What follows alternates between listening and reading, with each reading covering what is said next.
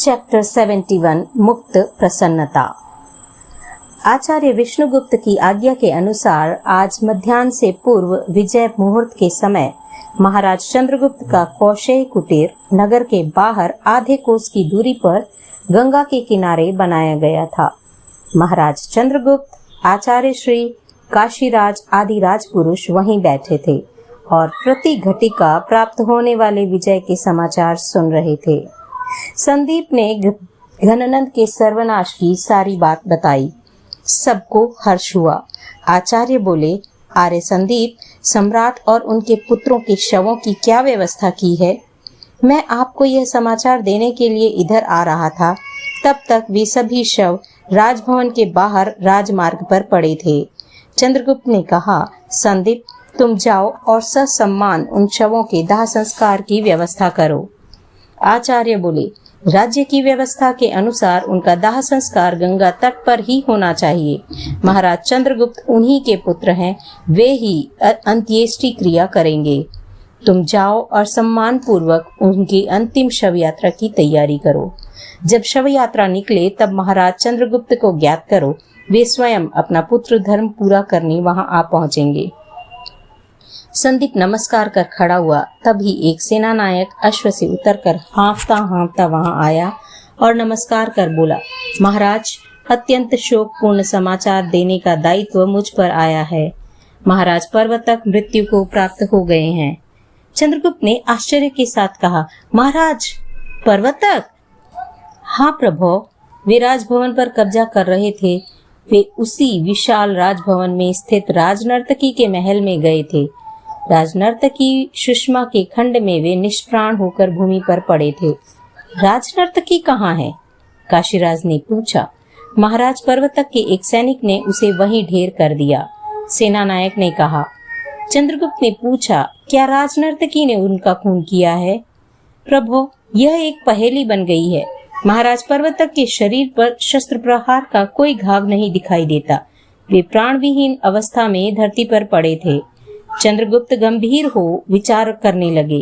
तन, मन और धन से सहयोग करने वाला मित्र आखिर चला गया। जिसके पराक्रम की गाथाएं चारों दिशाओं में गूंज रही है, ऐसा एक महान वीर साथी चला गया।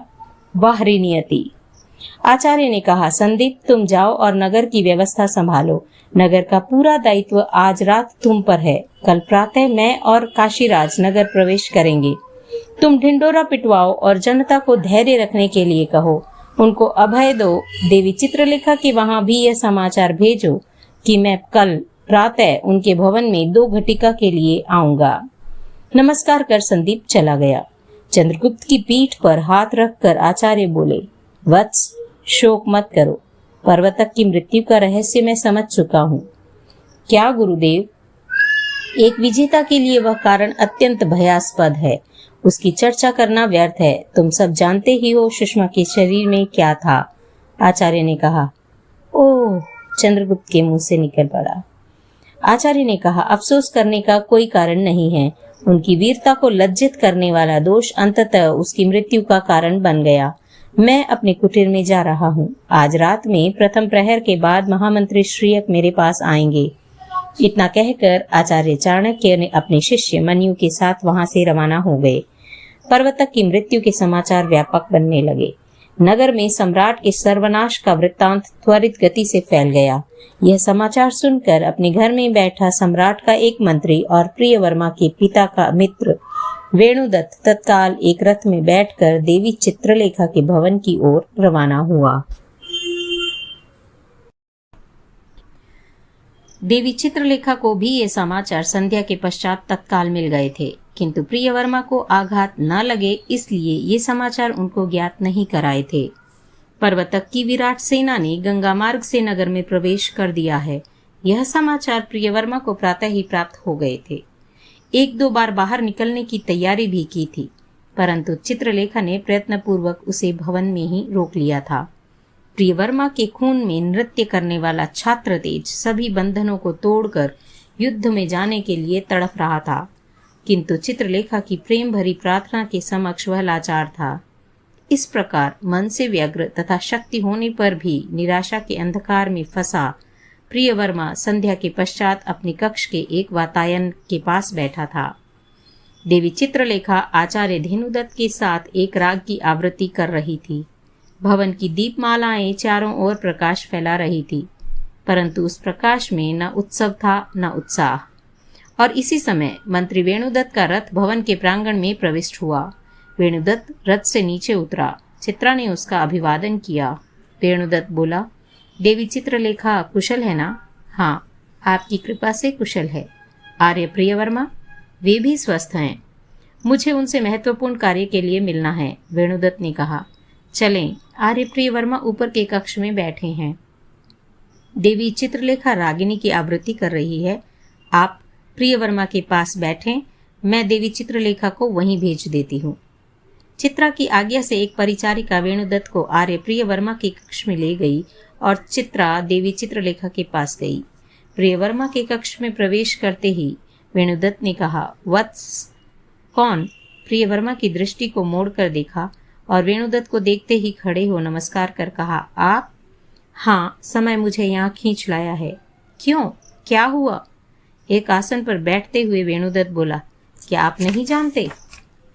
आज प्रातः पर्वतक नगर में प्रवेश कर चुका है, यह समाचार ज्ञात हो चुका है। उसके बाद बीच में ही वेणुदत्त बोला, प्रियवर्मा, उसके बाद मगध का सूर्य अस्त हो गया।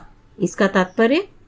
वेणुदत्त ने आसन पर बैठते हुए कहा, पापी पर्वतक ने सम्राट का मस्तक सर धड़ से अलग कर दिया, आपके प्रिय मित्र युवराज श्रीनंद को भी मार डाला और सम्राट के 2 छोटे पुत्रों का भी कत्ल कर दिया। कहते कहते वेणुदत्त के नयन आंसुओं से आर्द्र हो गए। यह सुनकर प्रियवर्मा क्रोध से रक्तांब हो गया।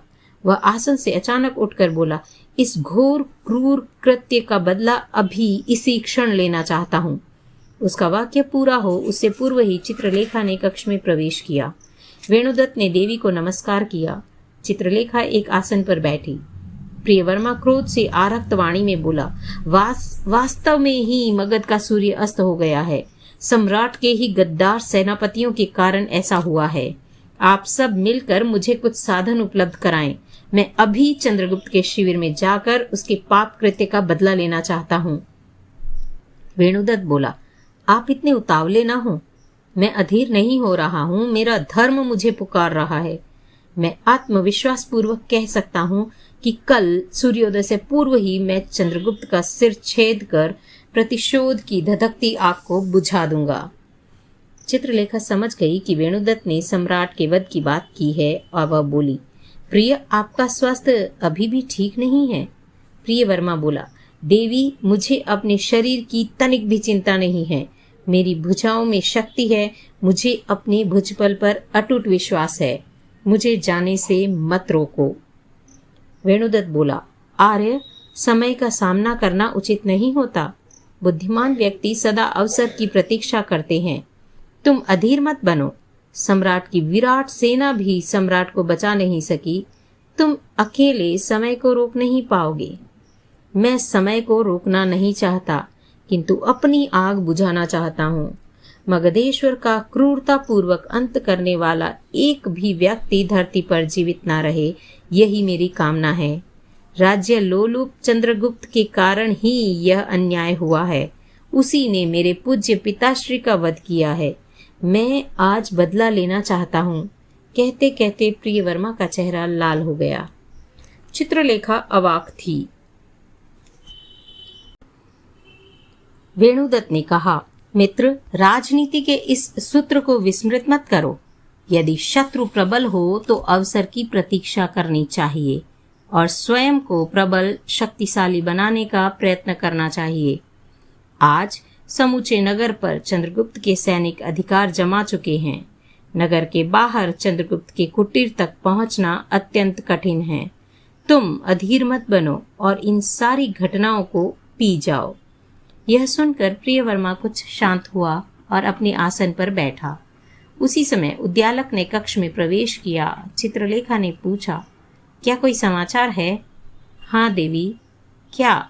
महाराज, पर्वतक की मृत्यु का कारण कुछ निराला है। जो समाचार मिला है उनके अनुसार यह प्रतीति होती है कि उनकी मृत्यु सुषमा के कक्ष में सुषमा के कारण ही हुई है। शाबाश सुषमा, शाबाश। मगधेश्वर की आत्मा तुझे लाख लाख आशीषें दे रही होगी। प्रियवर्मा आनंद से बोल उठा। वेणुदत्त बोला, नगर की क्या व्यवस्था है? सेनापति संदीप अभी अभी पहुंचे हैं और उन्होंने नगर की संपूर्ण व्यवस्था अपने हाथ में ले ली है, उद्यालक ने कहा। प्रियवर्मा ने प्रश्न किया, सेनापति संदीप कहाँ है? उद्यालक ने चित्रलेखा की ओर देखा और चित्रलेखा का संकेत समझकर कहा, महाराज, इनकी मुझे खबर नहीं है। संभव है वे राजभवन में ही हो। वेणुदत्त बोला, प्रियवर्मा, तुम सावधान रहना, अधीर बनकर कुछ मत करना। मैं आपकी आज्ञा का पालन करूंगा। चित्रलेखा खड़ी हुई और नमस्कार कर चली गई। उद्यालक भी पीछे पीछे चला गया। वेणुदत्त ने कहा, मित्र, यदि तुम मेरी योजना के अनुसार बर्ताव करोगे तो निश्चित ही तुम्हारी आग बुझ जाएगी। वेणुदत्त खड़ा हुआ। प्रियवर्मा ने पूछा, फिर आप कब मिलेंगे? मैं यदा कदा तुमसे मिलता रहूंगा। पहली बात है कि परिस्थिति को स्थिर होने देना चाहिए। दूसरी बात है कि तुमको चंद्रगुप्त के विरुद्ध एक भी शब्द नहीं बोलना है। यहाँ तो कोई, मैं मानता हूँ कि यहाँ सब तुम्हारे ही हैं। देवी चित्रलेखा का जो प्रेम तुम्हारे प्रति है वह मुझे ज्ञात है, परंतु कभी कभी निर्जीव दीवारें भी दगा देती है, वेणुदत्त ने कहा। फिर वह वहां से विदा हो गया। वेणुदत्त का रथ भवन से बाहर निकला ही था कि एक घुड़सवार भवन में प्रविष्ट हुआ और प्रांगण में खड़े उद्यालक से बोला, मैं सेनापति संदीप की आज्ञा से देवी चित्रलेखा से मिलने आया हूँ। उद्यालक तत्काल सैनिक को साथ ले देवी चित्रलेखा के पास आया। सैनिक ने देवी को नमस्कार कर बताया, सेनापति संदीप ने यह कहलवाया है कि कल प्रातःकाल आचार्य देव नगर में प्रवेश करेंगे और सबसे पहले वे आपके भवन में पधारेंगे। वे 2 घटिका पर्यंत आपके अतिथि बनेंगे। यह सुनकर चित्रलेखा अत्यंत प्रसन्न हुई। सैनिक विदा हो गया। चित्रलेखा ने चित्रा की ओर दृष्टिपात कर कहा, चित्रा, मेरा धर्म पिता आ रहे हैं। उन्होंने मुझे वचन दिया था, आज भी उस वचन को वे भूले नहीं हैं। वास्तव में मैं बहुत भाग्यशालिनी हूँ। तू आचार्य देव के सत्कार की पूरी व्यवस्था कर। कल का सूर्य इस भवन के लिए प्रेरणा का स्रोत होगा। देवी, एक संशय? हाँ, आचार्य देव के सत्कार का प्रियवर्मा के मन पर। चित्रा अपना वाक्य पूरा करे उससे पूर्व ही चित्रलेखा ने कहा, अच्छे कार्य में संशय करना उचित नहीं होता। प्रियवर्मा को कोई कष्ट नहीं होगा। तुझे अच्छी से अच्छी तैयारी करनी है। यह प्रसंग मेरे लिए अत्यंत आह्लाद का है। आपकी इच्छा के अनुसार ही होगा, चित्रा ने कहा।